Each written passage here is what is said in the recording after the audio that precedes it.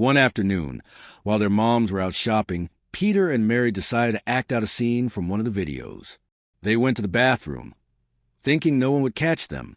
But as they started, they heard voices. "Peter? Mary? Where are you?" Maggie called.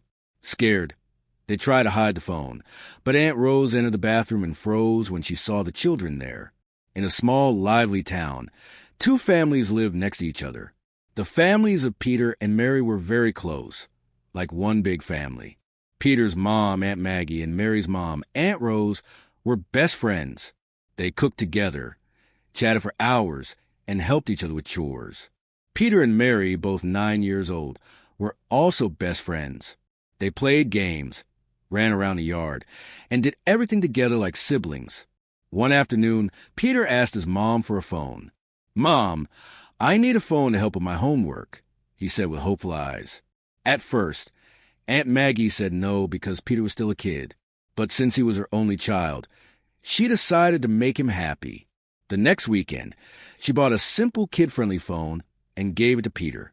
"You've been a good boy, Peter. Here's a phone for you, but use it wisely," she said with a smile. "Thank you, Mommy," Peter shouted, hugging her tightly. At first, Peter used the phone to play games and watch cartoons. Mary often joined him, and they laughed at funny videos. But one day, Peter found an app with videos labeled 18+. Curious, he showed it to Mary. "What's that?" Mary asked, peeking over his shoulder. "I don't know," Peter said. "Let's watch it and see." They locked the door to Peter's room and started watching. The videos were strange. They didn't understand much, but it felt like a secret. They promised not to tell anyone. As time passed, Peter and Mary watched these videos more and more. They stopped playing outside and became quieter. Their moms noticed the changes but didn't know why. One day, Aunt Maggie came home early. The house was unusually quiet. Suspicious, she knocked on Peter's door. "Peter? Mary? What are you doing?" Panicked, Peter turned off the phone, but Aunt Maggie entered and saw it on the bed. She checked its history and froze in shock. "What is this?" she exclaimed. Mary started crying. Aunt Rose was quickly called over, and both moms sat the children down. "These videos are not for kids," Aunt Rose said angrily. "We trusted you." They scolded Peter and Mary and warned them not to watch such things again. But instead of taking the phone away, they let Peter keep it, thinking he had learned his lesson. However, Peter and Mary became sneakier. They left doors slightly open and set alarms to stop watching before their moms came home. They also began talking about what they'd seen, wondering if they should try it out.